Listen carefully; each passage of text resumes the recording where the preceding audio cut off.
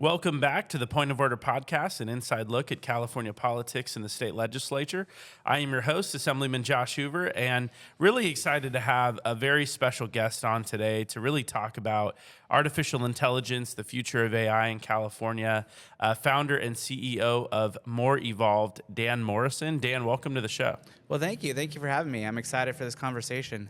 Absolutely. No, we're really glad to have you. And, this is the time of year where we really try to dive deeper into some interesting policy issues. And one of the things I've been wanting to talk about for a while is AI. So for those that don't know Dan is a technology leader, a Navy veteran, a strategic visionary who bridges the gap between high-level strategy and real-world execution as the CEO and founder of Morevolved. And I'm going to let Dan tell us a little more about Morevolved. But before we get into that, Dan, why don't you tell us a little bit more about yourself and your background and what how you became an expert in this space?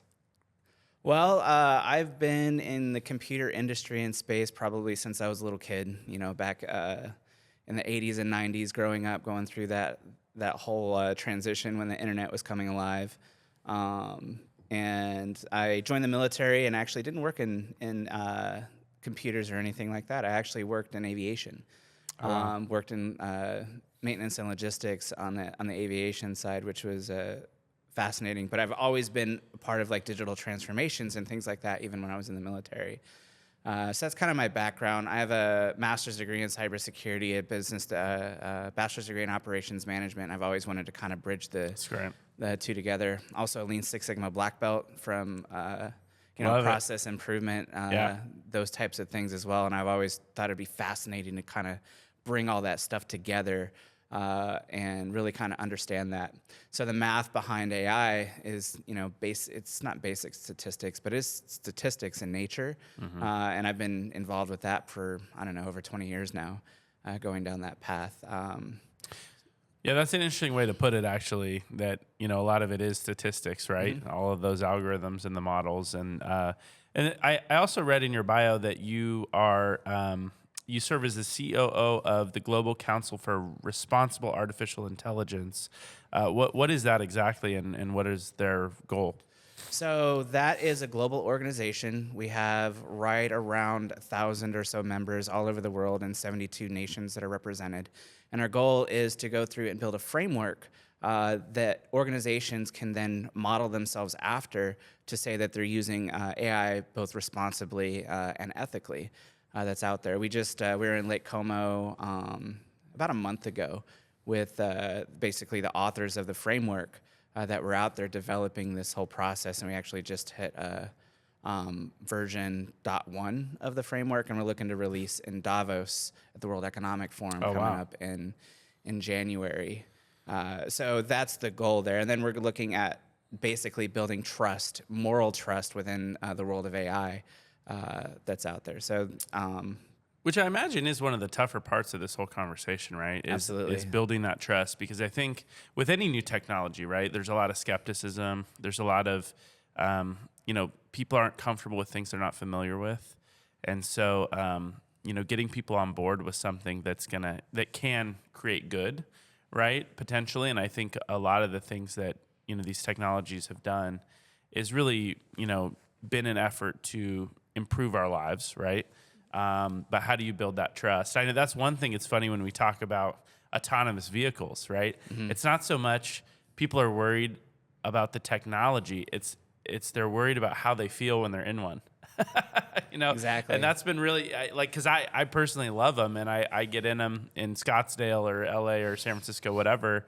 And I'm like, this is the best thing ever. But then I talk to other people and they're like, no, it makes me feel weird, So it's kind of funny. And that's it. The trust piece, I always, one of the examples I use about AI and building trust is exactly what you were saying. We're talking about medical advances in AI and all these other things that are coming out over the course of, the last few years and the next, 10 or 15 years.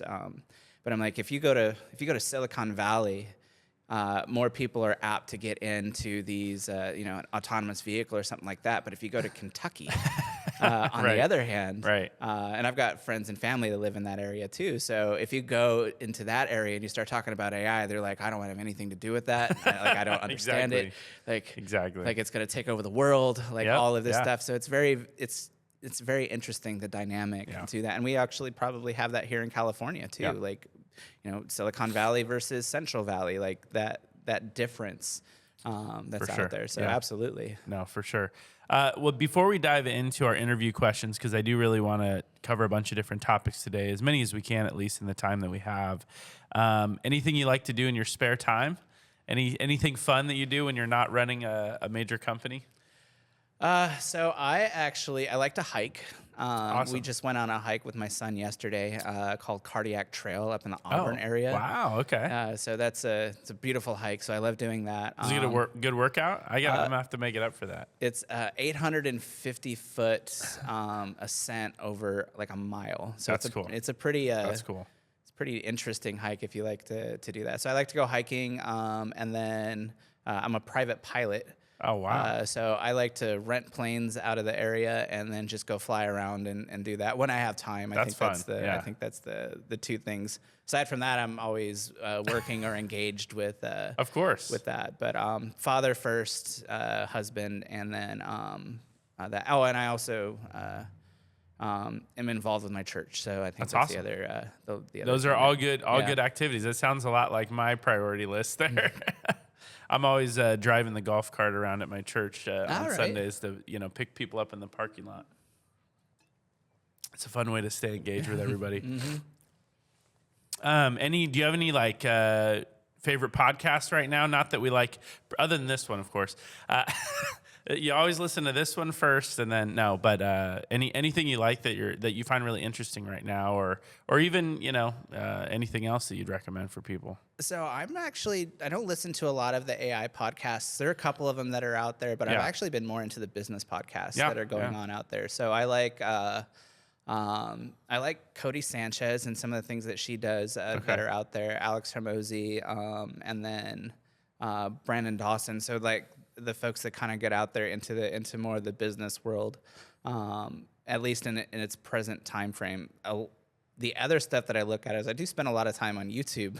Okay. All right, Yeah, going through some of the folks that are there. So if I'm working on something, I'll find someone that's new, and it's usually people that are like really in the know on like current AI technologies that are coming out. I think there's one, AI Evolution is one of them. Very interesting. And it's kind of funny. It's like an AI robot that's going through and talking about AI systems that are out there. Yeah. But they're very much in the know, like as to what's going on. So they're basically, it's probably an AI system that's going through and reading the news.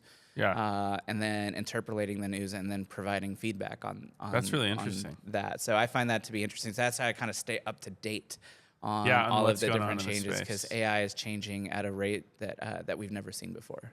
Well, and that's the other thing, for policymakers, that it's, how do you regulate something that changes so quickly, right? And we've had this issue with some other things in the past, but I think AI is pretty unique in that regard, where it just really is moving so quickly, and it changes constantly, right?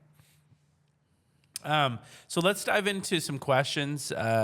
I guess first, why don't you tell us a little bit about your company? So like Morevolved, what is it? What is the work that you guys do? And then we can sort of go from there on a broader conversation about the future of artificial intelligence. So Morevolved is really a digital transformation company. What we do, and we were talking a little bit about my background. So I've got an operations background, I've got a process improvement background, I've got a technology background.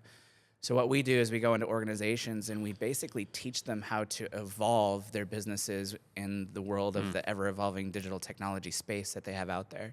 I look at it from AI, BI, so business intelligence, cybersecurity, some IT technologies, and then work with companies to kind of build them up into that space to where they're a little bit more, not even a little bit more, a lot more successful with all of these digital tools that are coming out there. So we have a 7-step process that we go through with all of our different clients out there. And when we get done with that, they end up, we'll provide some sort of value for them, the ROI based on that.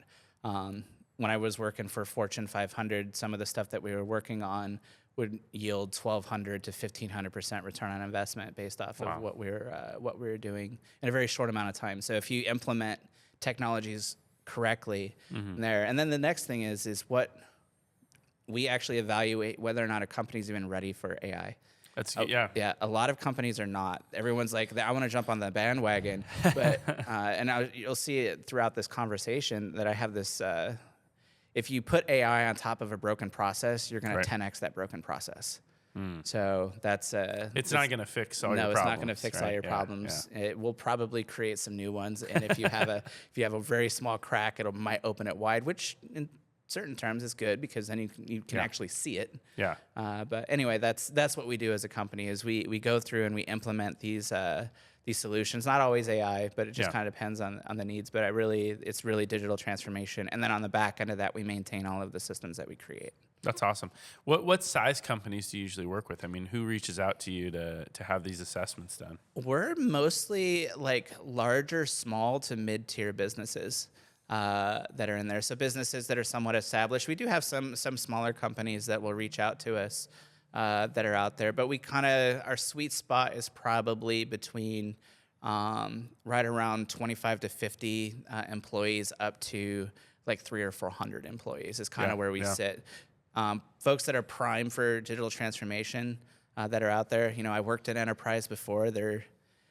Everyone's talking about it, but they're so slow to move to be able to actually implement things at scale and at speed. So when we're talking about doing movement, like we want to work with the companies that are like, okay, this is now, let's go, let's do this and let's grow our company. So we try to stay in the smaller areas. We do some advisement work. I did consulting work for a little while back in like 2020, 2021 time period. With larger companies, so I'll do that as well. But for the digital transformation space, we're really looking at that size of company, a company that understands what it wants, and the fact that I can also go talk to their CEO or their board relatively easily to make these changes. There's not quickly. Too much bureaucracy to get through or whatever. That's a good point. Why don't you, for the listeners, because I think a really good place to start this discussion is sort of just maybe explain in simple terms how modern artificial intelligence systems, for example, like language models or things that maybe some people are familiar with, actually work, and maybe just to set a baseline for what we're even talking about here. Well, let's talk a little bit about LLMs. LLMs kind of have, they're really, really good. They're really powerful tools, but they're just that. They're tools, at least at this point in time. They're based off of predictive modeling. And when we talk about that, we're talking about like what? ChatGPT, Claude, Grok, Perplexity, all of the other ones. And I use them all. Like each one of them has their own, the models that they're trained on are a little bit different, and they serve different purposes for different things that are out there. But ultimately what they do is they take a whole bunch of data, and they go through and they do what's known as train on that data. And the data then goes through and creates this thing called neural networks. And a neural network they're trying to make it sound like our brains in a way, although it's not exactly like that. What you're seeing at the end of an LLM is a prediction. It is predicting very accurately what it is based off the questions that you're asking it. All right, and then inferring what it thinks the answer should be, and this is based off of their neural networks, and then transformed through that whole process. And think of a neural network as a bunch of different things that have weighted averages, and from a weighted average perspective, it's literally taking this 1 billion times in one segment and saying, is this the right or is this the right? And it's got a whole bunch of percentages that goes through and does that, and it does that throughout the entire neural network. And that's kind of the pretenses of how AI works. I always laugh from everyone knows, anyone that's been through grade school, high school algebra kind of understands the real basic math behind AI, which is linear regression algorithms. Yeah. So y equals mx plus b is the baseline for any predictive analytics or any kind of statistics that are out there. So that's how that works in a nutshell. Now you take all of that and then you apply it to different tools. Maybe it's computer vision. Maybe it's listening to people's or listening to conversations. And from there, it's still like even when we're talking to Siri. I'm gonna turn that off. So did she activate? She No, did. I love that. Yeah. She's always listening. It's really but when we're talking to her, it's still, I think that this is what they're trying to say that's out there. And we all know that Sure. whenever we're trying to do these voice to voice chats, that it gets it wrong probably 10% of the time. Like it's still a very high error rate yeah. by comparison. Which is interesting. Yeah. Which is that weighted model that we're talking about is still trying to guess what it is that you want to do. That's why typing is actually a little bit better for AI to be able to kind of understand some of those things. So it takes all of this information and then it predicts what you want. So, and when we talk about training, like computer vision, for example, it'll look at two images and say, is this the microphone or is this a stand? And then somebody, at this point, AI is actually kind of doing it on its own. But it'll say, no, this isn't a microphone, or this is a microphone, and this is a stand, and it'll just kind of go back and forth. And then it'll iterate on that over and over again until it becomes memory, which is fascinating, right? Yeah. So that's, without going into super weeds, that's kind of how Sort of AI basics, works in a way. Just think of it as it's predicting your answers, and that's what it's really good at: pattern recognition and prediction. Those are the initial things that AI was built for. Well, and it's amazing to look at. Like, I mean, I don't feel like these large language models have really been around for that long. I mean, obviously, I'm sure in some context of behind the scenes they have, but in terms of a consumer perspective, right? They're still relatively new. I think ChatGPT came out like a year ago or 2 years ago now. I can't remember, but it is fascinating to see how quickly they have improved, because even the early models, right, were really fascinating and really cool tools. But now, I mean, they're just, I think more and more people are using them. I know I use them for more and more things every day that I used to use maybe Google for, or use, some other things for that. It is just so much quicker and easier to ask, Grok, Absolutely. like, hey, I'm feeling this pain in my elbow. What do you think that might be? I mean, it's kind of wild to think about, but it really is a treasure trove of information. So, And the infancy of even the LLMs have actually been around for a while. Think back to like the early 2000s when Google search used to prepend what it was that you're searching for. Like that is a form of that iterative process of prediction that's coming out. Now it's in long form versus short form, but it's been around for a while. And you're right, like ChatGPT kind of blew the lid on the LLMs, Sure, and now everyone else had to catch up. And now people are learning how to do it. And then how is it improving so fast? Is we've learned to create synthetic data using AI to train itself. Yeah, that's crazy. So it's faster. Yeah. No, it's really fun. You can have so much fun with it too. I mean, I was driving home with my son one day from the movies after, I think, like Fantastic Four or something, and we're just asking like AI like all these questions about superheroes. It's just a great time. He was getting a kick out of it. What do you see as some of the biggest breakthroughs in AI over the past few years?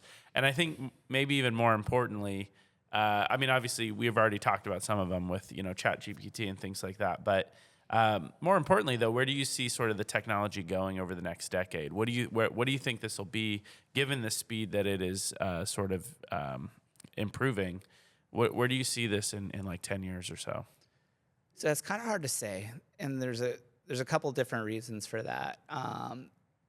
I somewhat believe in the law of like diminishing returns, right?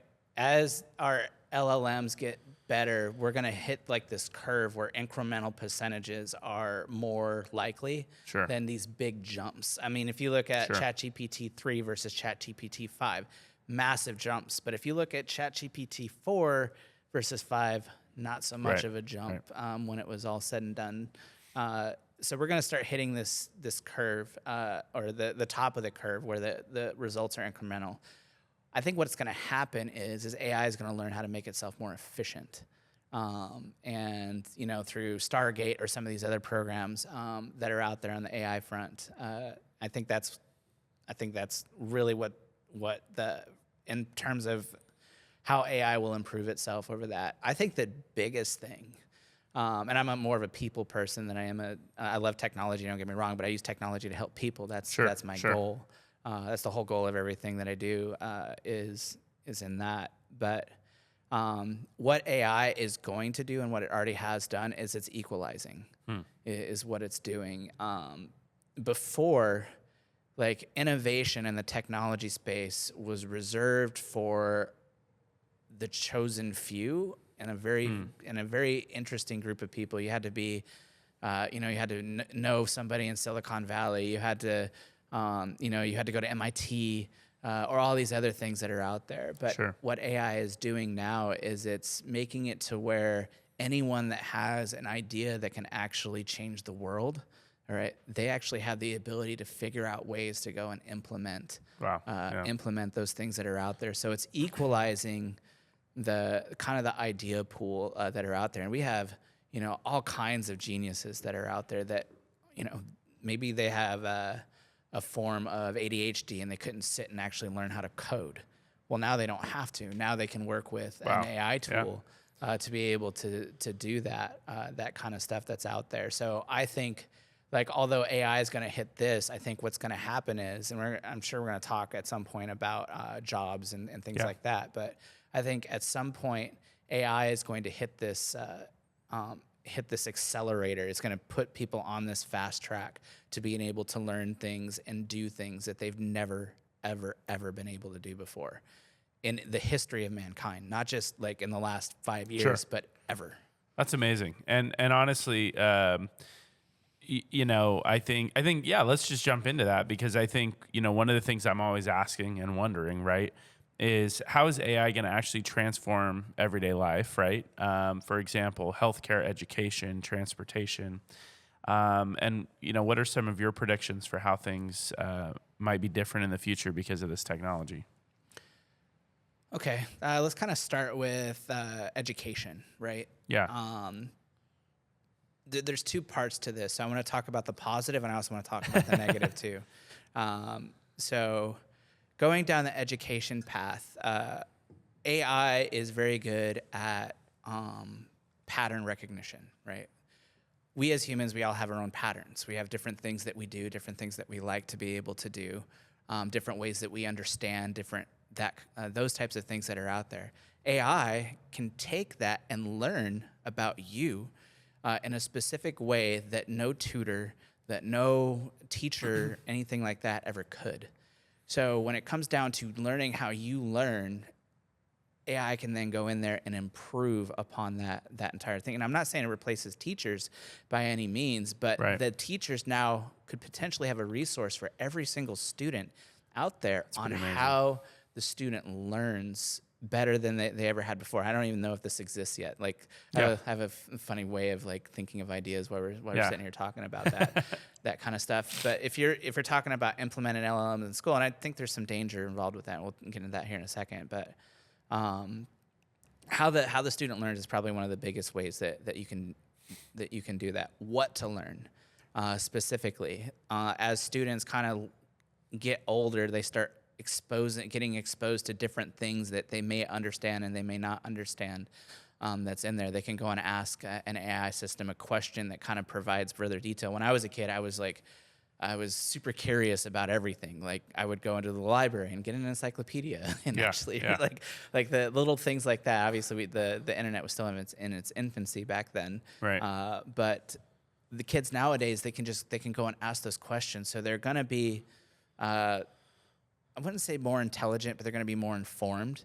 Now, therein lies part of the problem, too. I was talking with a superintendent down in Las Vegas for a school district, and this was back in March, and she asked me a question. She's like, what should I teach my students? All right, with AI and stuff like this, should I teach them how to code? Should I teach them how to do this? And I'm like, not necessarily, and this is my opinion, obviously.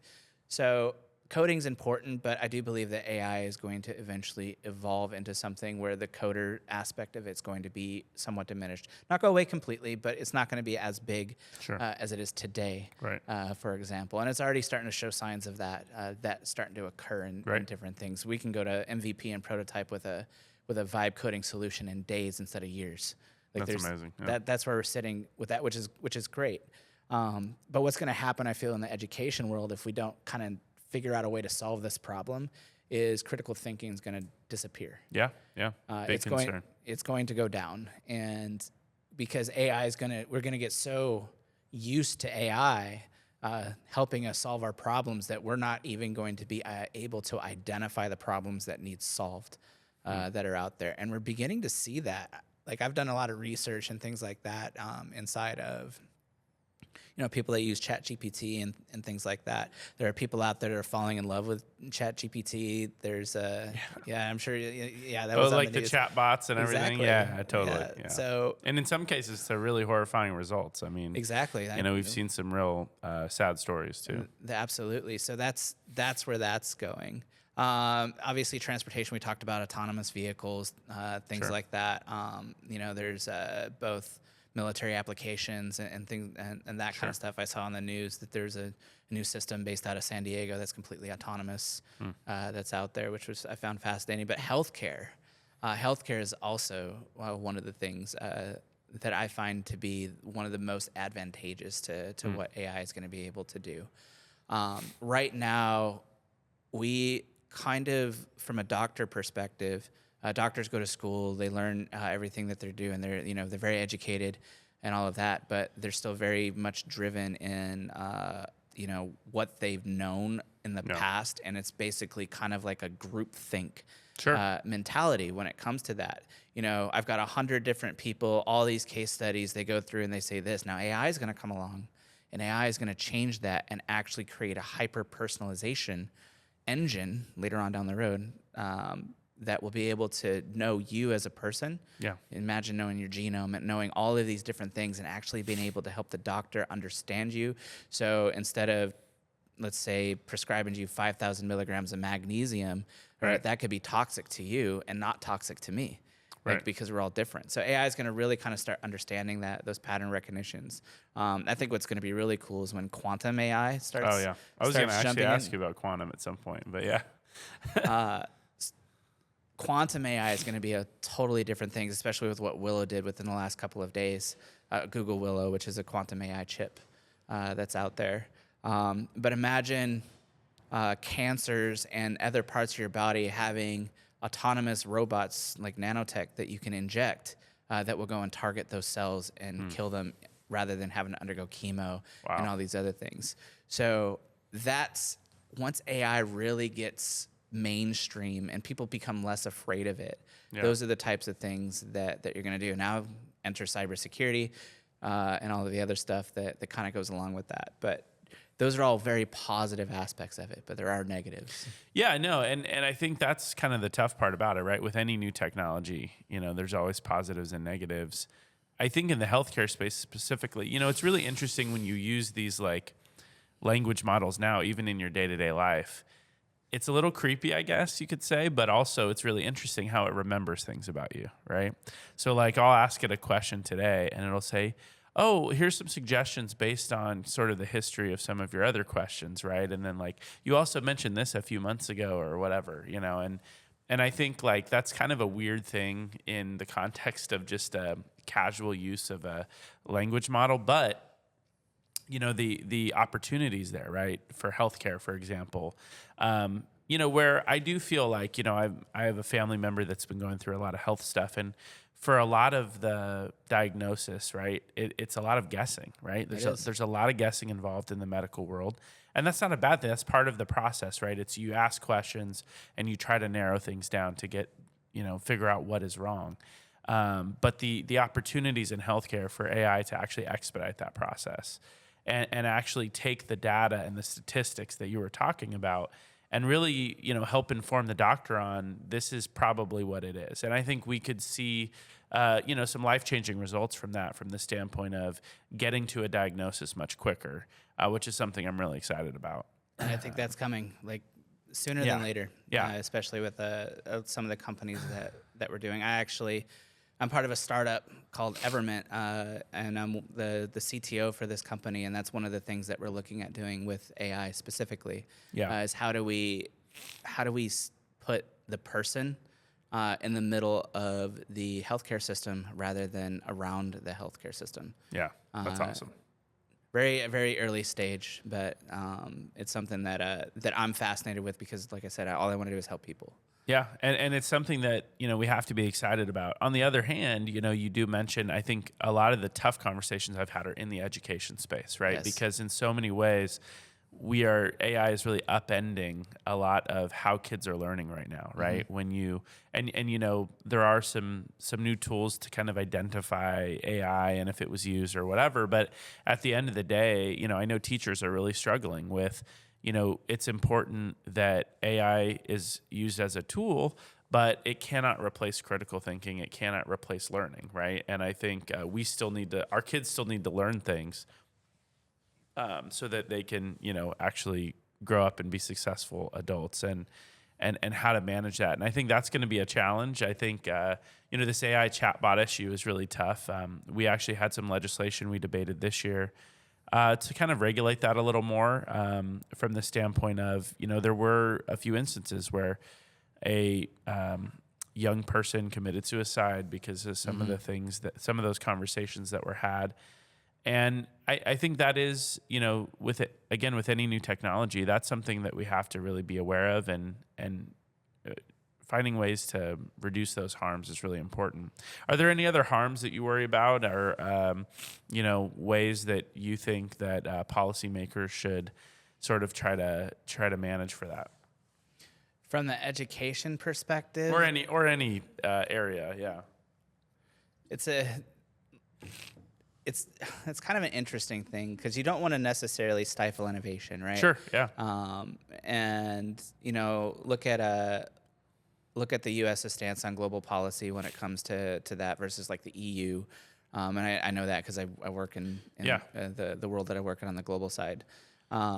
But you don't want to stifle innovation, but you also need to make it safe for people. And the caveat question I kind of have for that is when computers came around and we started introducing computers into the school, there was, I grew up during that time period when computers were introduced in the school where, you couldn't use a calculator necessarily to do different math problems. But when you leave the actual school, you don't use anything but a calculator. Like it's a totally different proposition. So, back in the early 90s when we started getting computers introduced into schools, I'm sure that was a very, very fearful time as well. Like, how are the students going to learn? How are they going to do that? And now every single school has an iPad or a tablet or something Chromebook like that. or something, exactly. yeah. So it comes with like evolution, right? Yeah. So we have to, as a society, we have to evolve because AI is not going away. It's only going to get bigger and stronger and all of that type of stuff. But what did we do, 30 years ago? Yeah. Or 35 years ago, like when all of this stuff started coming in, we started implementing different things in the schools to kind of to actually augment all of that stuff. Is there issues with people using AI to go and write reports and things like that? Yes, I have a kid, and I went through that exact conversation with them. I'm like, don't use AI to do that. And they're like, and they actually brought to me a very, very interesting question, knowing that I work in this field. They're like, well, isn't that the way of the future? Yeah, I know. And I'm it's like, a valid question. that is a very valid question, right? So how do we prevent that? Yeah. I don't know if you do. I think you just figure out a way, just like we did in the 90s, to incorporate that into the thing. Like, instead of don't use AI, incorporate it. Okay, how are we going to use AI to solve this problem? It's like a different. It's a different learning. It's a different learning type. It's a paradigm shift from don't do something to it's staying. It's not going anywhere. So how do we use that in our advantage? And I feel like we have to go back to the teachers that were around back when computers first came around. Ask them, how did you deal with it? Yeah. All right, we have that resource available to us. And I think from a problem perspective, when it comes to specifically education, I think you're not going to stop kids from using it. I don't think there's any way that you're going to do it. And you're going to, from a policy perspective, if we look at it, I look at it from global, right? So if we look at it just outside of California, we look at the U.S. and we look at global other things that are out there. The other places, they're not going to not let their children use it. They're going to teach them how to use it right. And I know that because I was in the UAE back in February and was talking with some of their legislature while we were there, and that was one of the things. They're like, we want AI K through 12. All right, we want it in every part of the school. President Trump said the same thing, just a few months back. Like everyone is saying the same thing. So rather than stopping it, how do we? I think that's the better answer. The better thought process is how do we coexist with it? Yeah, and I think that's a great point. And I think you also have to think about it from a global perspective, right? The countries where the students are learning how to use it as a tool, right, and use it successfully, are probably going to do better in the long run, right? Because it is you can't ignore it, right, and you can't try to avoid it, I guess. But at the same time, too, there's ways to adapt to it, right? If you still want your kids to have to use those critical thinking skills that are really important, maybe you flip some of your learning where some of these like tests or writing projects are done in the classroom, right? And they're not done at home where you can use AI, right? I think there are ways where we can still challenge our students' critical thinking skills, but not completely discouraging it as a tool, right? And I think that's a really good point. I think your point about incrementalism, too, is interesting from earlier where you were talking about the jumps that we're going to see. And I think right now we're just seeing so many huge jumps that are sort of blowing our minds. And it's really hard to, it's sort of hard to think about, does this stop? But when you think about, in 2007 when the iPhone came out, everyone was like, this is the most incredible thing I've ever seen. I mean, you jumped from like a flip phone or a BlackBerry to like a screen in your hand that you could, just click around on. But now when you go from the iPhone 16 to the iPhone 17, you're not quite as blown away, and I think in technology, that incremental change does slow down eventually, right? What are some of the common misconceptions that you hear about AI? That I don't know if there's anything out there that you hear from a lot, whether it's from companies or individuals, that you think are worth debunking? I think the biggest one is that AI is new. That's a good one. I think that's probably one of the biggest ones that's out there. Alan Turing, right, from the 1940s, World War II. They made a movie about him, The Imitation Game. Oh, yeah. It's a fascinating movie. So if you want to obviously it's Hollywood and a lot of other stuff. If you want to understand the predictive modeling that kind of comes around AI and those types of things, he also developed the Turing test, which is when are you, how do you know when you're talking to a machine? Is basically the Turing test. Yeah. And so if somebody in the 1940s made that test, AI has been around for a very, very, not a very long time, not by comparison, but a lot longer than 2022 when ChatGPT released, and everyone was finally introduced to this world of what they believe is a true AI intelligence that's out there. I think the next kind of big misconception I feel that people believe is that AI is the answer to all of their problems that's out there. Yeah. AI is a tool. We'll talk about agentic AI real quick, specifically. So there's a lot of businesses and folks out there that are really interested in agentic AI, but I believe that, and nothing against the tech companies because I'm also one, all right, they're pushing a narrative that's out there about where we're sitting in the world of AI that's out there. And what people aren't realizing is in order to really make AI work, you still need a system. Yeah. You need a system behind it that makes it work. Whether it's your data, whether it's an LLM, whether it's any one of the other AI tools that are out there. You need this. You need to bring it all together to make this work. You can't just go in.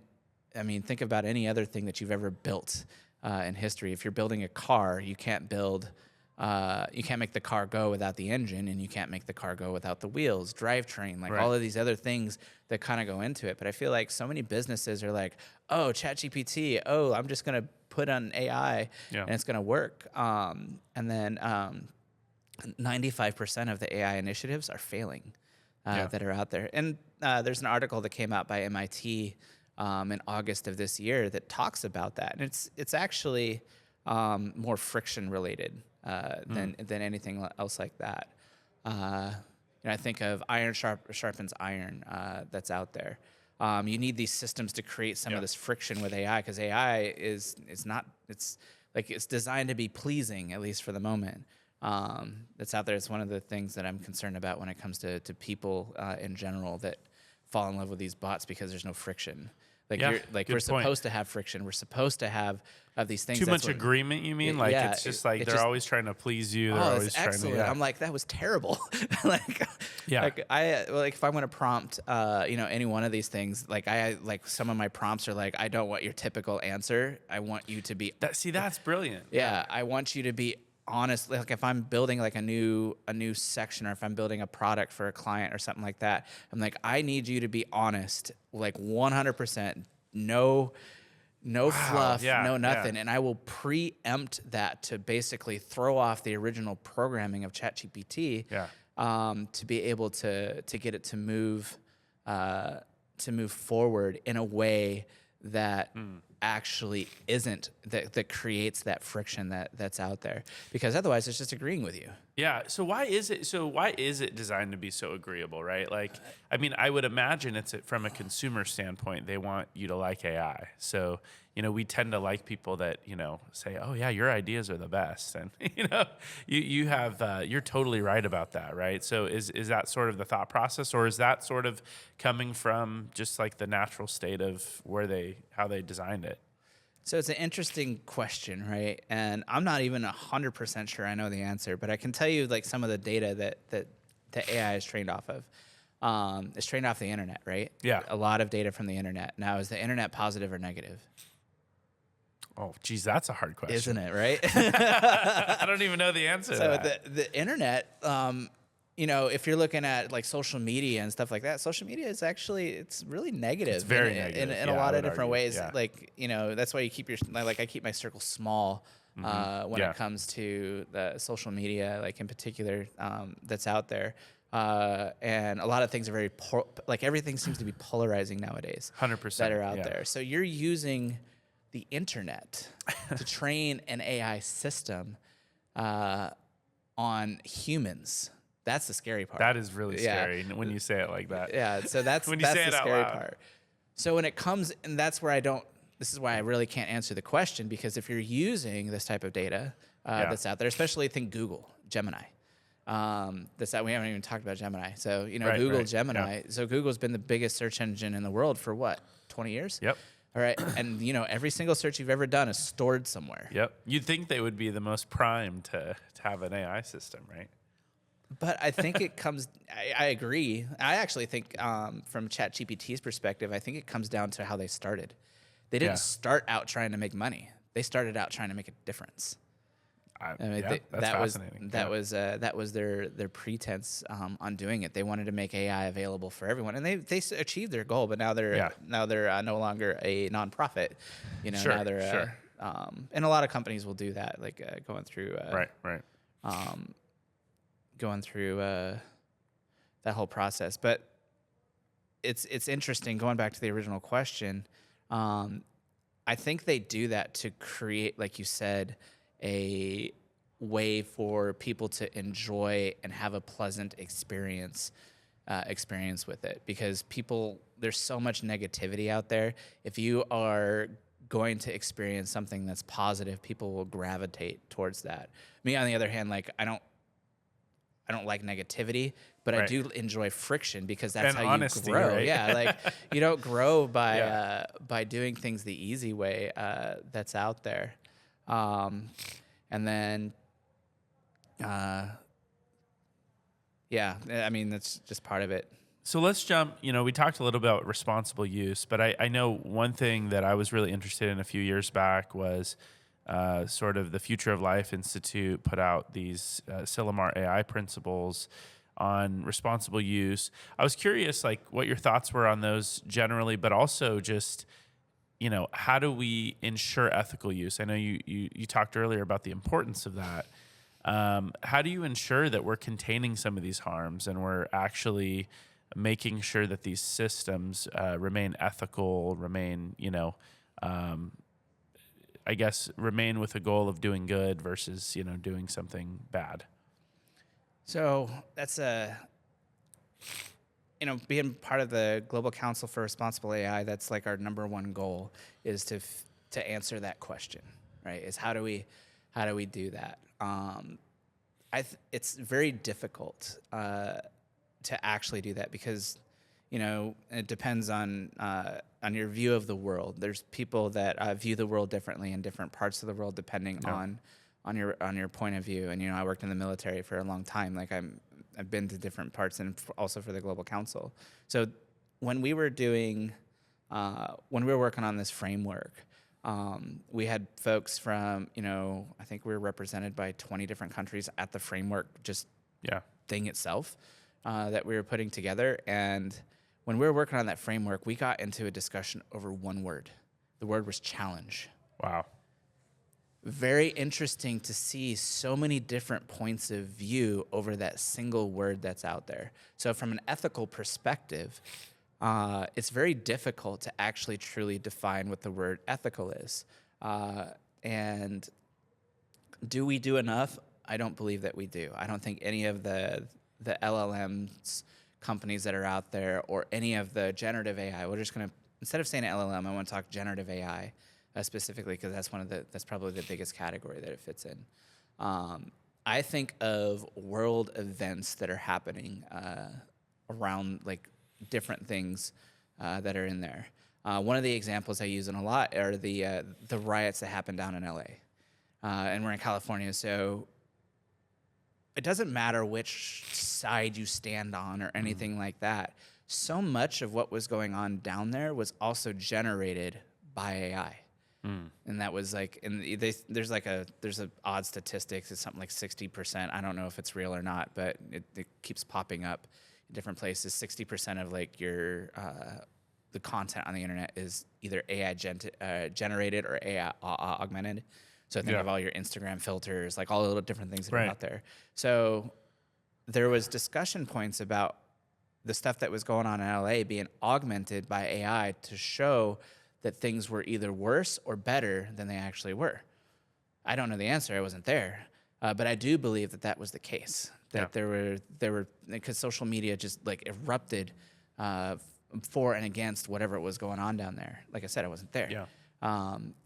However, we don't have a block in place on our generative AI tools that are out there that say you can't generate something that's going on in live news right now.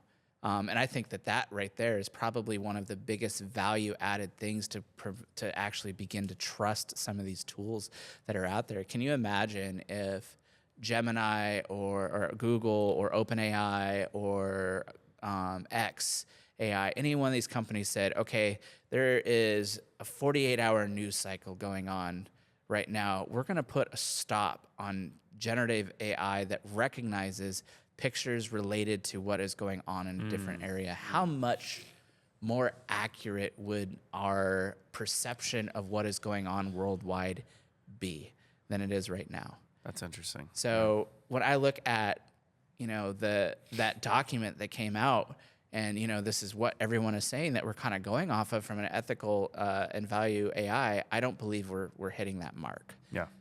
From that perspective, because people are people. Like you have to understand that that's out there. So why do we not have that? We put in safety measures to say to walk people through different aspects of what they should and shouldn't do. You can't go to ChatGPT and ask it how to make certain devices that are out there. You can get around it, but there's, for the most part, you can't just go ask it directly. That's out there. I think the other thing comes down to transparency. That's one of the things that we were talking about with the Global Council is how organizations transparent. You look at OpenAI, there's not a lot of transparency with there, and they're the biggest one that's out there. Same with Google. How are we training these models? Like, where are you getting your data from? How are you sitting there and knowing whether or not it's biased or non-biased data?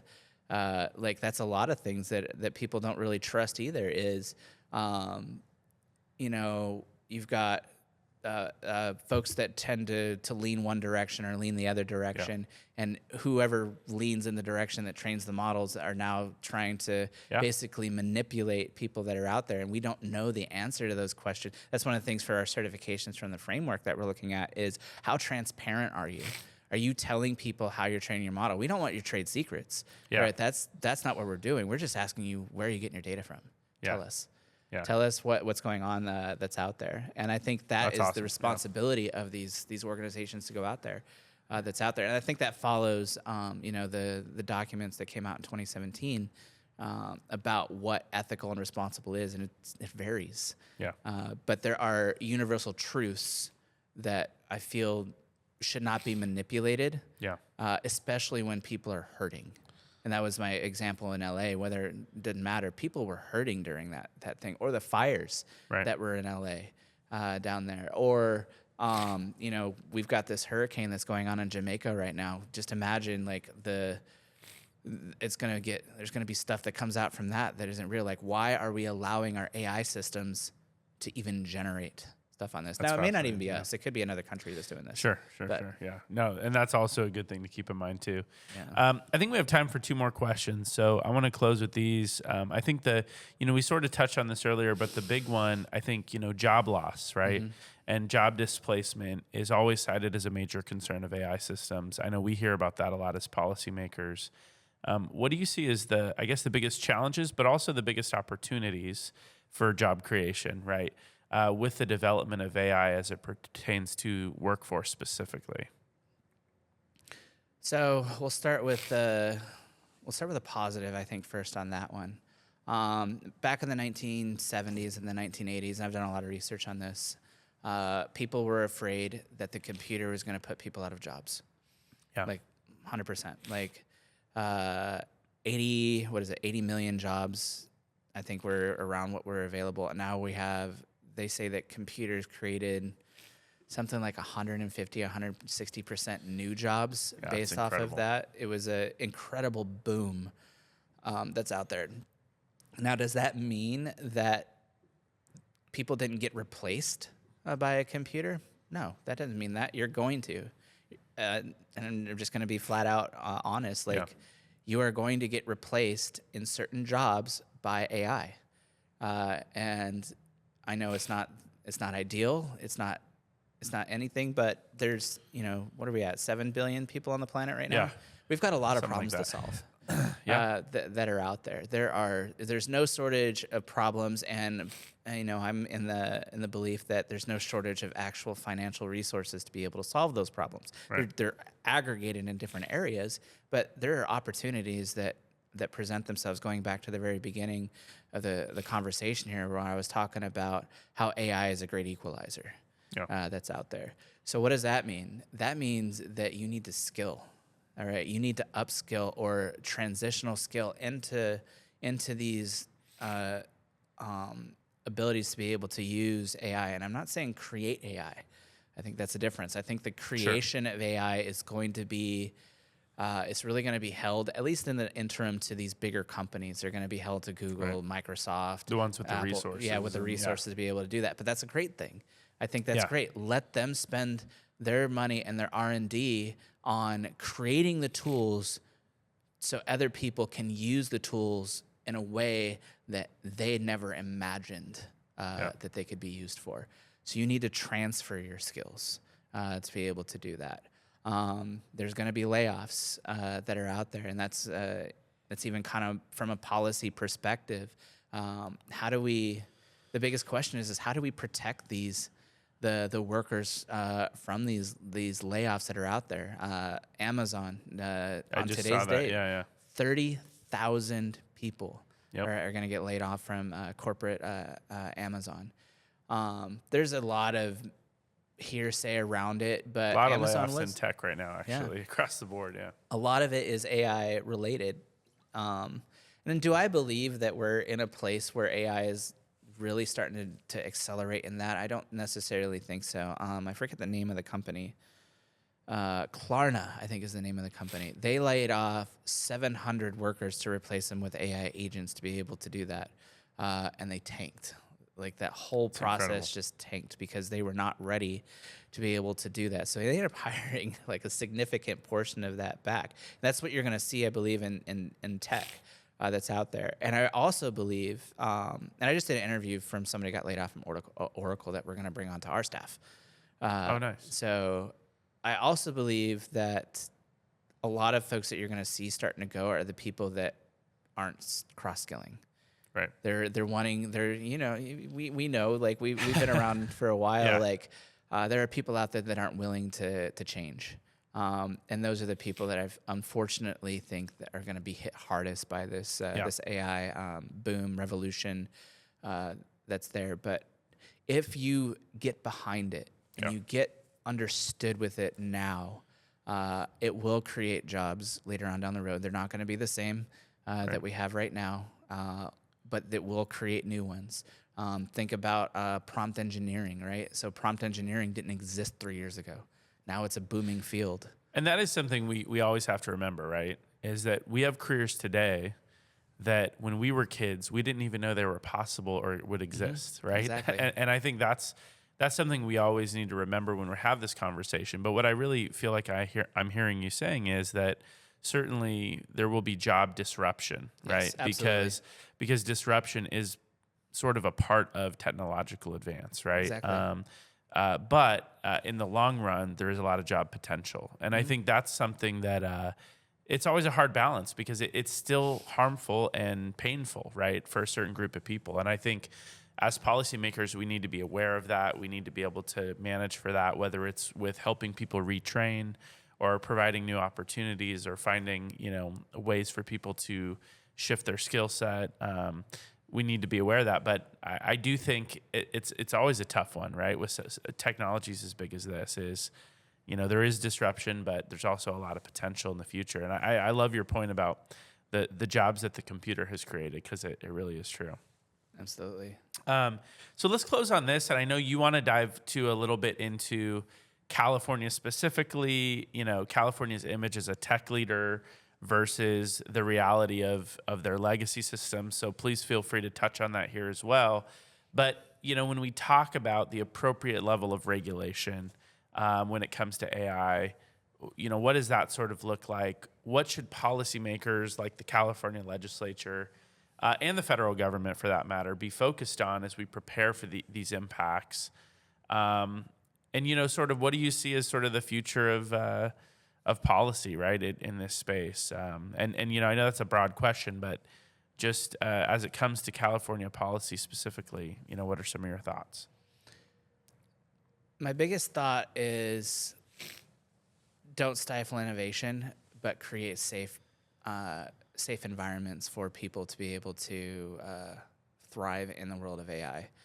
I work in cyber. Obviously, that's one of the things. So regulation and governance is something that I'm intimately familiar with and understand the need for it and all of that. And AI absolutely needs some form of governance that's out there to be able to really go through that. I think a good example is look at the 30,000 Amazon employees that are out there. How do we make that not happen necessarily? And I'm a business owner, right? So I understand there's that's right. All part of the I know that that'll happen, and there's different reasons for it and things like that. But how do we protect the workers? How do we protect the children? How do we go through and we create policies around, exactly what we were talking about? Do we stop AI in the school? Do we not stop AI in the school? And I don't think we do. I think we figure out a way to make it safer for the folks that are in there. I think and it's interesting, right? There's the stay for AI-related policies that kind of got put into place, which makes it very interesting that are out there. It puts it at the state level to be able to do different things around AI. So figuring out what the needs are, I think is the biggest piece of putting in regulation, and then not necessarily breaking that innovation cycle that's out there. I see the ads, and I'm familiar with that. Keep California ahead in the innovation race that's out there, and I agree with that. But not at the price that we have been paying with AI. So a good example is, how do you regulate if something is in the news cycle, have these AI companies that are out there not post about what's going on in the news, or not make them not be able to do that. What you're going to do is you might actually begin to see who is actually influencing our younger generation that's on these systems, and that it's not. I think if you put the right policy in place, and it's thought out, it's case study, you get the right people that go in there, I think you'll start to see lines in the sand about who is actually truly influencing what's going on out there. That's just my own opinion, and like I said, that's from a policy perspective and regulation perspective, and then there has to be some sort of governance on a lot of these things. Maybe not all the way as strict as some of the other AI regulations that are beginning to come out and do that, but maybe kind of figure out that balance, work with the tech companies, and I'm sure the legislature does. Sure, yeah. Absolutely. And then working with the different people that are out there, and really, okay, what are people afraid of? I mean, is it a regulatory policy that we should put in place to be able to prevent that fear, or is it an education thing? Sure. That we need to do that's out there. Governance, absolutely. Like I said before, regulation in certain regards, absolutely. Like regulating some of the stuff that we know isn't good that's out there, and then really kind of honing in on the people aspect of what the new technology brings. Yeah. I mean, I think we're gonna see some wild stuff that's out there that AI is really going to be able to help with, and also bring in there. I mean, I think of the FAA, right? We have autopilots in airplanes. We've been using autonomous systems forever. Sure. Are we ready to take the human out of the cockpit? Some people say yes. Some people say no. Like, where does that line really lie? Like, until you get in an emergency, that's where the quick thinking and all of that other stuff comes into play for the pilots. And most people don't even realize how often emergencies occur. Yeah. So I think awareness is probably the biggest thing that policymakers should really kind of drive in terms of campaigns and things like that. Is how do you raise awareness about AI, both its positive and then it's also negative implications that are out there. If you're going to put a policy in place, that's where I would start. Is how do you raise the awareness? How do you put it in schools? How do you put it in all government institutions and things like that? No, that's a good point. Maybe Star Wars had it right. They just, instead of going autonomous, they just put a droid in there. And it's like people at least felt comfortable. At least there's someone there that's they could talk running the ship 360 degrees with the head. Exactly. What's going on? That's pretty cool.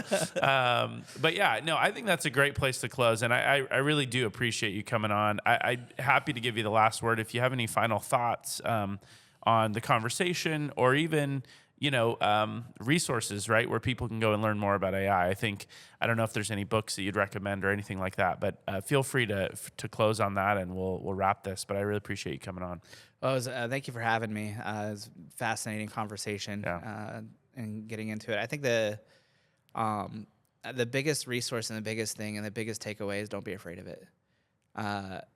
seek to understand, seek to listen. Yeah. First, listen to different people that are out there, and just don't be afraid of it, because it is coming.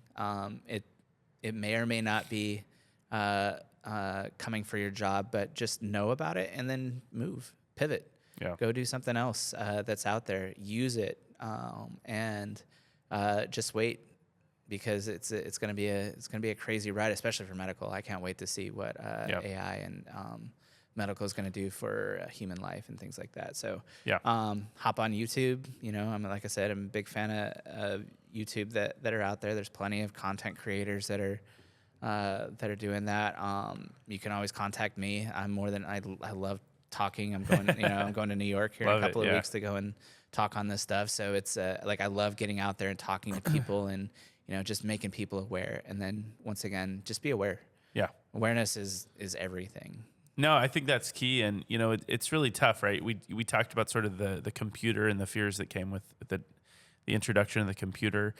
We also didn't even mention like the internet, right? I mean, the internet came with all this promise, and that was really, in many ways, connected a lot of people, made our world a better place, but then also came with a lot of problems, right? I mean, this whole concept of social media was cool like 10 years ago, and now I'm always worried about, well, I don't really want my kids on social media all the time with the things they might be exposed to, right? So I think there is always sort of that pro and con, but I think the awareness piece is key. So really appreciate it. And if you guys want to learn more about Morevolved, Dan's company, you can go to morevolved.com. Now, I will clarify that's with one E, right? Yes. So morevolved.com, Morevolved. Check out the company. You can follow myself on X at Joshua_Hoover. We're going to have new episodes that will continue through the fall with more special guests. As always, you can email ideas or questions to pointoforderpod@gmail.com. and follow us on socials at Point of Order Pod. But Dan, thanks so much for coming on. This was a great conversation. I'm sure listeners are going to learn a lot from it. I know I learned a lot from it, and I look forward to staying in touch on AI stuff. All right, awesome. Thank you. All right, have a good one. You too.